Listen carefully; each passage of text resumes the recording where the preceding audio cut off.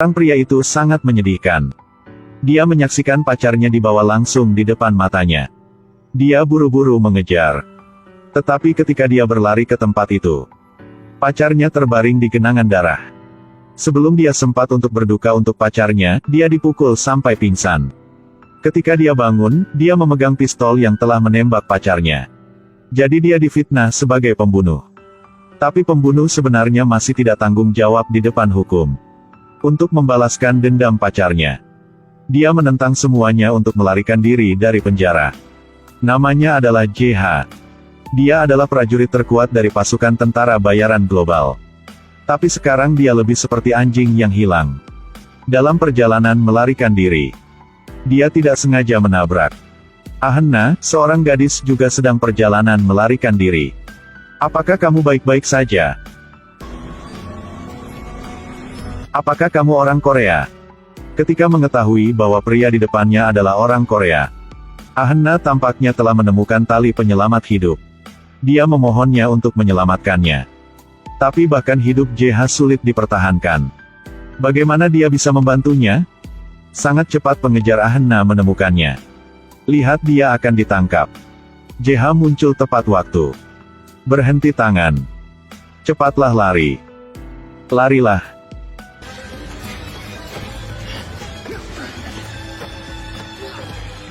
JH yang terlatih dengan lembut mengalahkan penguntit. Tapi setelah dia tahu identitas diri pria itu, dengan langsung tercengang. JH dengan cepat lari dari tempat itu. Tapi dikejar oleh Ahena. Dia satu kali lagi memohon padanya untuk menyelamatkannya. Ada orang jahat yang ingin menangkap saya, tolong bantu saya. Jika polisi adalah orang jahat, maka saya juga orang jahat. Jadi, tinggal jauh dari saya. Pada saat itu, keamanan stasiun kereta bawah tanah telah menemukan mereka. Ahena melihat itu dan dengan cepat melarikan diri, meninggalkan JH sendirian untuk bertarung.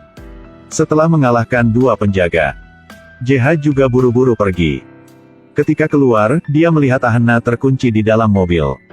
Melihat Ahena tanpa daya berteriak dan menangis, JH juga tidak punya pilihan lain. Pada waktu ini, polisi mengejar ke tempat itu. Dia buru-buru naik taksi untuk pergi ke bandara. Kembali ke Korea. JH telah tahu siapa pembunuh sebenarnya. Tapi kekuatan musuh terlalu besar. Dia harus sementara melakukan pekerjaan perbaikan. Hari ini dia menerima telepon dari bosnya. Katakan padanya untuk memperbaiki spanduk di suatu gedung. Baru saja masuk, dia telah dihentikan oleh penjaga. Karena sekarang di dalam gedung ada seorang dengan kedudukan yang hebat. Untuk seseorang tanpa kedudukan seperti JH, tentu saja dia tidak bisa masuk. Untungnya pembersih melihatnya. Dia kasihan pria itu, pada zaman sekarang sulit untuk cari kerja. Jadi tuntun dia ke dalam gedung. Pergi ke atap. JH hanya mengikat tali sederhana. Lalu turun. Membuat dua penjaga yang mengikuti juga mengagumi. Lalu dia dengan lembut meluncur ke bawah. Gedung dengan ketinggiannya 200 meter. Ini hanya masalah kecil baginya. Tapi yang mengejutkannya adalah dalam proses memperbaiki. Tanpa diduga, dia melihat adegan itu. Adegan yang akan membuatnya dalam masalah dan merenggut nyawanya. Wanita ini secara rahasia menaruh suatu bubuk dalam cangkir. Seorang pria memasuki ruangan. Wanita ini buru-buru menyimpan bubuk itu. Dia pergi untuk memeluk gadis itu dari belakang. Mengangkat kepalanya, dia menemukan bahwa ada orang di luar. Dia dengan cepat berbalik. Lalu menyuruh gadis itu untuk menutup tirai. Tapi dia berdiri diam. Segera setelah itu, obat itu mulai bekerja. Pria itu pusingan lalu pingsan. Gadis itu berbalik kepalanya. Mengedipkan mata pada JH. Lalu tarik tirai. JH berpura-pura tidak melihat apa-apa. Terus perbaiki spanduknya. Tapi dia masih tidak tahu, pria telanjang itu ini anggota Kongres yang calon presiden. Sayangnya JH menyaksikan adegan ini. Pasti akan mendapat masalah besar. Tepat setelah itu, orang-orang berpakaian hitam juga memasuki gedung. Jelas, mereka adalah orang-orang yang benar-benar terlatih. Dua penjaga gedung bukan tandingan mereka. JH dari luar menemukan tentang orang-orang ini. Dia segera memanggil petugas kebersihan. Katakan padanya untuk melarikan diri. Tapi satu gelas jauhnya, petugas kebersihan tidak bisa mendengar apa-apa. Pada saat ini, orang-orang berpakaian hitam datang ke samping. Langsung pukul sampai pingsan dia. JH marah ketika dia melihat itu.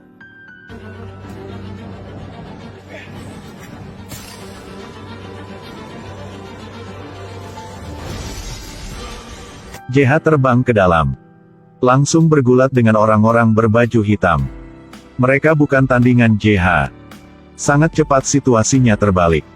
Pada saat ini, tim penyerang menerima pemberitahuan ke gedung. Orang-orang berbaju hitam mendukung di luar.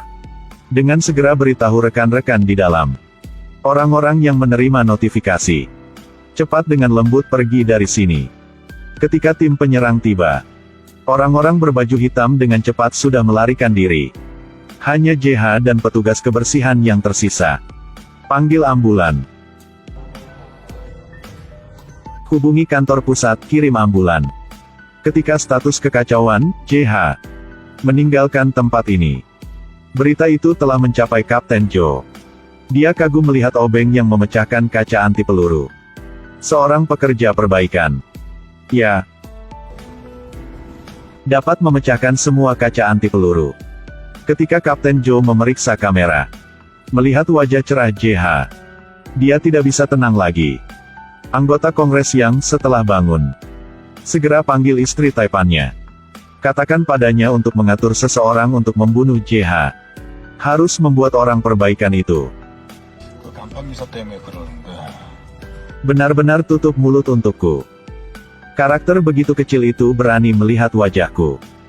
Yang disebut istri sebenarnya hanya pernikahan politik.